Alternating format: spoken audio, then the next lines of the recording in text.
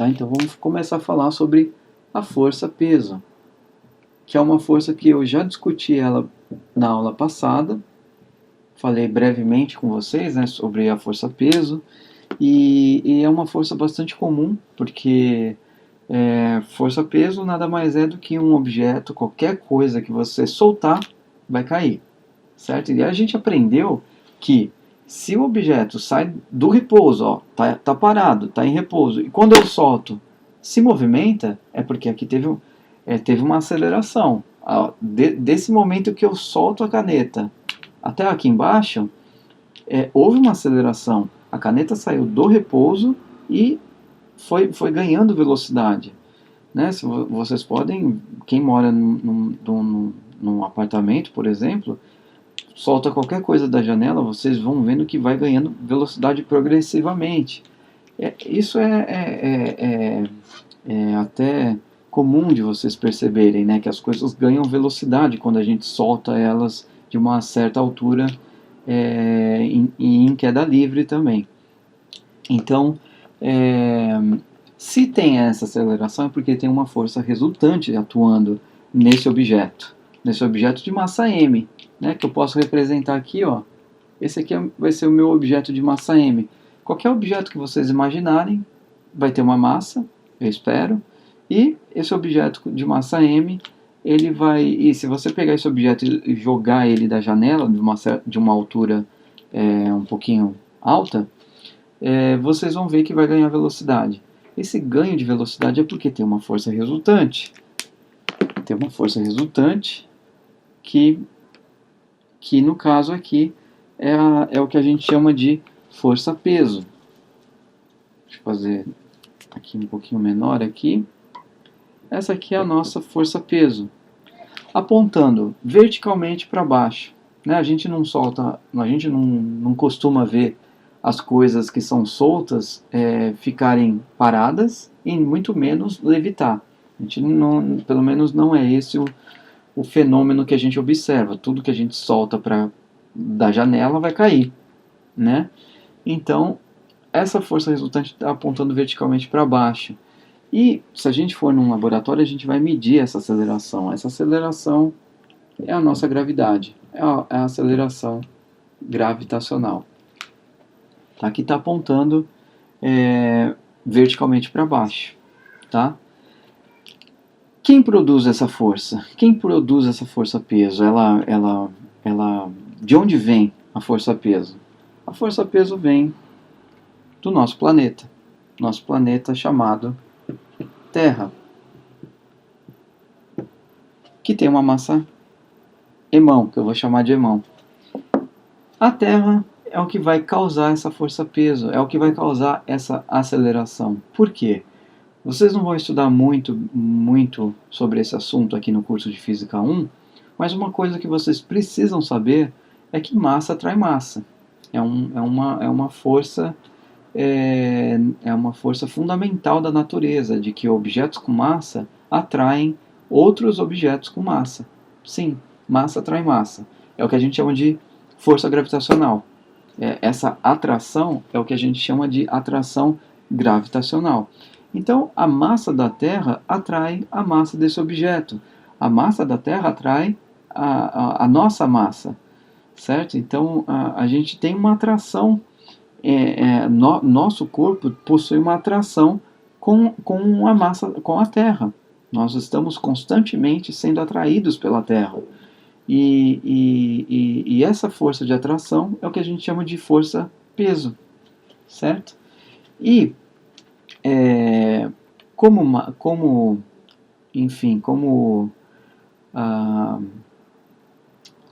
a Terra produziu uma força resultante nesse objeto de massa m, um aluno atento agora pode parar para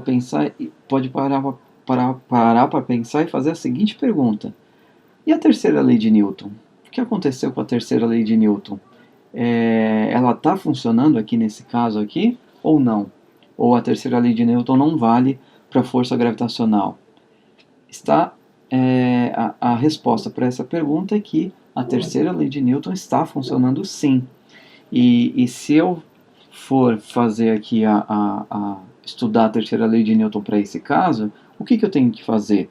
Se a Terra produziu essa força resultante sobre esse objeto de massa m, pela terceira lei de Newton, pela lei da ação e reação, esse objeto vai produzir uma força resultante sobre a Terra, de módulo igual, só que de sentido contrário. Aqui é a lei da ação e reação atuando. Assim como a Terra atrai objetos de massa m, objetos de massa m também atrai a Terra com a mesma força.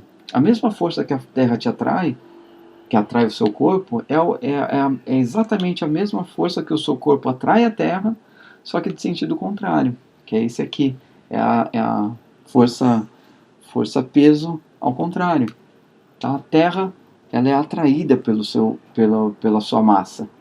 É interessante isso, né? Porque agora a gente pode perguntar, opa, peraí, esse objeto, eu vejo o movimento desse objeto indo em direção à Terra. Eu vejo, é visível, é perceptível. Se a força é de mesmo módulo, então será que a Terra também se movimenta na minha direção? Essa atração porque a atração da Terra é perceptível, mas será que a atração do meu corpo com a Terra também poderia ser perceptível? Então, aí a gente pode fazer até uma continha aqui agora. Porque pela terceira lei de Newton, essas duas forças são iguais. Então eu vou chamar essa aqui de baixo, eu vou chamar força Ft, força terra. Pela terceira lei de Newton, o módulo dessas duas forças são iguais. Então Fp é igual a Ft, certo? E Fp vai ser a massa do objeto, a força resultante é massa vezes a aceleração. A aceleração que esse objeto vai sentir é o nosso g, certo? E do lado direito dessa equação, a força da Terra vai ser a massa da Terra vezes a aceleração que a Terra vai sentir. É diferente de g, tá? Não é a aceleração que a Terra vai sentir sob a ação dessa força resultante aqui, não é igual ao g. Tá? Essa é a diferença. Porque dessa equação aqui, eu tiro que a aceleração da Terra vai ser igual a minha massa dividido pela massa da Terra vezes g. Essa aqui é a aceleração que a Terra vai sentir por conta da sua massa. Tá? Então aqui a gente tem como fazer uma continha, é só a gente saber quanto que vale a massa da Terra. A massa da Terra, ó, consultando aqui, ela vale 5,972 vezes 10 a 24 quilogramas. Olha o tamanho da massa da Terra. É 6, né, aproximadamente 6 vezes 10 elevado a 24. Olha o tamanho desse número. 10 elevado a 24 quilos. Então, na hora que eu coloco esse valor aqui no denominador, a minha massa, chutando muito alto, é 100 quilos. Embora não seja, tô dando massa aqui, 100 quilos. 100 quilos vezes G, põe em gravidade 10 aí, 1000. 1000 dividido por 6 vezes 10 a 24 quilos. A aceleração que a Terra vai sentir por conta da sua massa vai ser, vou fazer essa conta aqui, vou imaginar 100 quilos vezes 9,81 dividido por 5,972, 10 elevado a 24.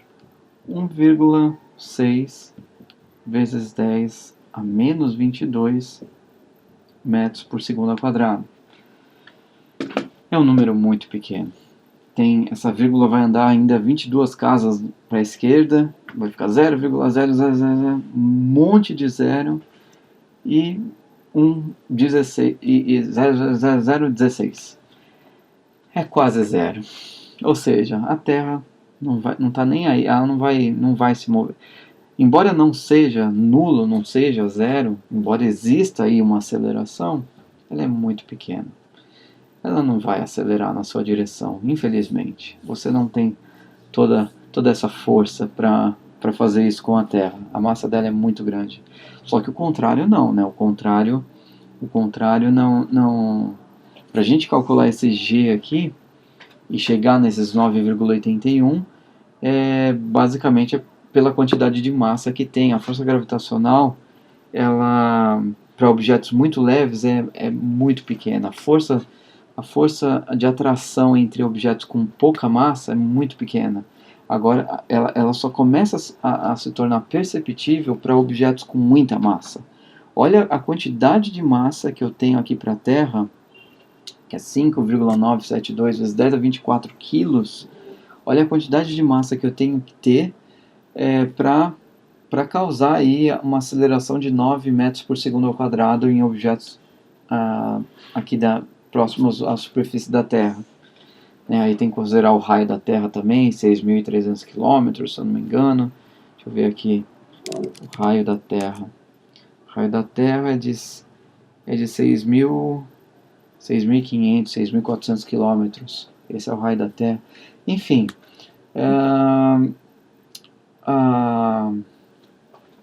mas o que causa a força-peso é o fato de que massa atrai massa. E muita massa, como é a massa da Terra, vai produzir essa aceleração. A atração gravitacional da Terra pelo objeto de massa m vai produzir essa aceleração, tá bom?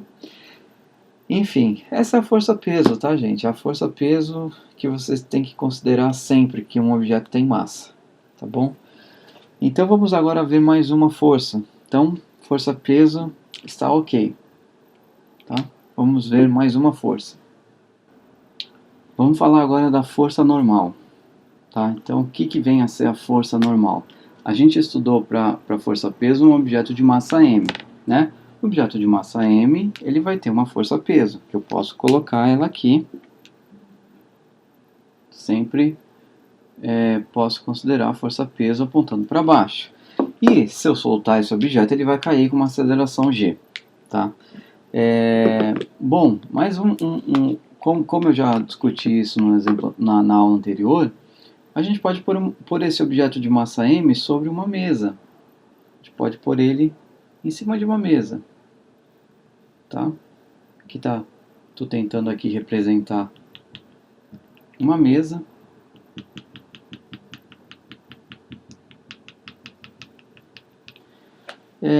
Esse objeto está em cima dessa mesa aqui, e essa mesa, esse objeto a gente vai ver que ele pode ficar em repouso. Esse objeto de massa m a gente coloca em cima dessa mesa e ele fica parado. Já discuti isso na aula anterior, que se ele está parado é porque a força resultante nesse objeto é nula, certo? Estar em repouso significa que não tem aceleração. Se não tem aceleração pela segunda lei de Newton, eu concluo que a resultante nesse objeto tem que ser zero. E para isso acontecer, eu tenho que ter um equilíbrio aqui com a força-peso. E daí vem a força normal, que a gente chama de força normal. A força normal é uma força de contato entre um objeto com outra superfície. Sempre, a força normal sempre vai ser do tipo força de contato. Para eu ter a força normal, eu preciso ter contato, tá? E nesse caso aqui eu tenho um objeto que está sobre a mesa, em repouso, portanto, tem que ter uma força contrária, que a gente chama de força normal, que na hora que eu somar essa força N mais a força peso, isso aqui me dá uma resultante zero. Ou seja, nesse caso aqui, a força peso vai ser igual à força normal, tá? E é daí que vem a força normal, é equilibrar essa força-peso. Só que eu posso, por exemplo, ter uma força aqui, ó. Eu posso ter uma força F1 para cá e uma força F2 para lá. Deixa eu escrever aqui com outra caneta.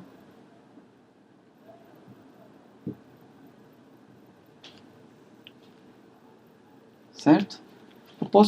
Olha só, eu posso ter mais uma força F1, mais uma força F2, junto atuando sobre o bloco de massa m, e se ele continuar em repouso, se esse objeto de massa m estiver em repouso, a força resultante dele continua sendo zero. Só que agora, nessa situação, eu tenho força normal, eu tenho a força-peso, só que agora eu também tenho F1 e também tenho F2. Tenho todas essas forças atuando nesse objeto de massa m e a soma desses 4 vetores aqui dá zero. E aí, como eu estou lidando com vetores, surge a necessidade de eu trabalhar num sistema de coordenadas, que eu vou escolher o y positivo para cima e o x positivo para a direita. Nesse sistema de coordenadas aqui, eu tenho que em x, agora eu só vou olhar para os componentes x desses vetores. Eu vou ter que f1x, a componente x desse aqui, que vai ser... aí vai depender, se eu tenho esse ângulo θ aqui, ó, vai ser f1 cosseno de θ. Mas eu poderia ter esse ângulo aqui, alfa. Enfim, aí a decomposição seria a componente x em relação a esse alfa, seria a componente x estaria oposto ao alfa, aí seria f1 seno alfa. Mas enfim, eu não tô discutindo ainda essa parte aqui ainda não, de usar as decomposições, até porque eu não vou usar números, é só para vocês entenderem mesmo.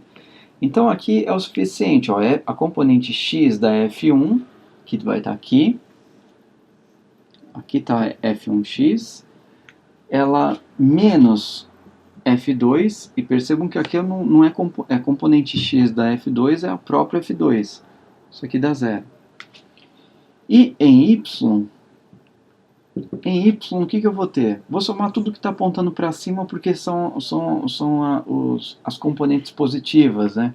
Então eu vou ter fn mais f1y menos a força-peso, e isso aqui tem que ser igual a zero. Zero porque a resultante é zero. E a resultante sendo zero significa que em x é zero e em y também é zero. Tá? Da primeira equação em x, eu concluo que a componente x, a força F2 é igual à componente x da F1. Ou seja, a F1, componente x da F1, neutraliza a força F2, fazendo com que o objeto de massa m não vá nem para a direita e nem para a esquerda. Tá? Isso aqui garante que o objeto não vai para os lados. Garante que o objeto não se movimente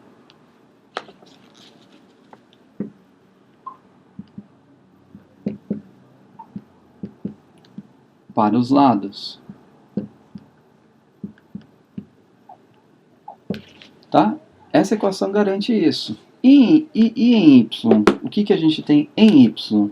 A gente tem que, em y, a gente vai ter Fn, que é a força normal, vai ser igual a força-peso menos a componente y da força 1. Tá? E aqui, essa equação aqui, ó, ela é interessante porque muitos alunos tendem a pensar que a força normal sempre vai ser igual à força-peso. E nem sempre. Nem sempre. Tá? Nem sempre a normal vai ser igual à força-peso. E, por enquanto, isso aqui não é tão... esse tipo de confusão, por enquanto, é aceitável. Mas quando entrar a força de atrito, isso vai ser completamente inaceitável, se vocês considerarem que a força normal sempre vai ser igual à força-peso. Porque não é. Olha esse caso. Eu só botei mais duas forças aqui e a força normal já deixou de ser igual à força-peso. Por quê? Porque parte dessa força aqui vai estar puxando o bloco de massa m para cima. E a componente y do F1 vai puxaria, né, esse objeto de massa m para cima. E se essa componente vertical da F1 for maior que a força-peso, esse objeto de fato vai para cima. É assim que a gente levanta as coisas que estão em repouso em cima de uma mesa. A gente vai levantando, aplica uma força vertical para cima, nem sempre é para cima, às vezes é um pouquinho para o lado mesmo, e aí a gente levanta as coisas. Ó. Aqui, ó, a calculadora está em repouso em cima da minha mão. Se eu aplicar uma força F1 nesse sentido, ó, além de tirar o contato da calculadora com a minha mão, eu ainda faço ela ir para esse movimento. Por quê? Porque não tem nenhuma outra força, que nem a F2 aqui, que vai fazer com que o objeto não tenha esse movimento para a direita. Se tivesse uma outra força de módulo igual, o resultado seria ele subir verticalmente para cima. Não sei se vocês estão acompanhando essa discussão. Mas o ponto que eu quero chegar é que aqui eu preciso saber qual é o valor da F1Y. Para subtrair da força-peso, eu calculo a força-peso menos o tanto que eu estou puxando para cima, e aí eu vou ter a normal. Porque a normal, lembra que a normal vai ser uma resposta da força que está em contato aqui. Puxar o objeto um pouquinho para cima é dar uma aliviada nesse ponto de contato. Vocês sabem isso, né? Vocês sabem que para levantar alguma coisa, vocês sabem que tudo. Vamos supor uma caixa, um saco de cimento em cima de uma mesa. Dependendo da mesa, vocês vão ver ela até abaulada, assim, ela vai estar quase cedendo devido ao peso do saco de cimento. Se vocês forem lá e catar esse saco de cimento e começar a tentar levantar ele, vocês vão vendo que a mesa vai começando a relaxar. Por quê? Porque a força de contato entre o saco e a mesa, o saco de cimento e a mesa, vai começar a diminuir. Ela vai começar, o ponto de contato vai ter uma diminuição ali do tanto de força que o saco de cimento imprime sobre a mesa. E está deixando de imprimir essa força porque você está tentando levantar. Entenderam? Então a força de normal é uma resposta à força efetiva de contato. Tá? E não necessariamente todo o peso do objeto vai estar atuando sobre a mesa. Se eu puxar ele um pouquinho para cima, esse valor vai diminuir, até o ponto que vai ultrapassar o peso do objeto e o objeto vai perder o contato com a mesa. No momento em que a componente Y da força F1 for igual à força peso, isso aqui o lado direito dá zero, a força normal vai a zero, significa que o bloco está na iminência de se descolar da mesa, ele vai sair da mesa. Ele está o contato entre o objeto e a mesa já é zero. Um pouquinho mais de força que eu acrescentar, o objeto perde contato. Tá bom? Então, essa é a discussão sobre a força normal que eu quero que vocês estejam atentos, porque esse comportamento da força normal ele vai ser muito importante na hora que a gente estiver estudando atrito, tá?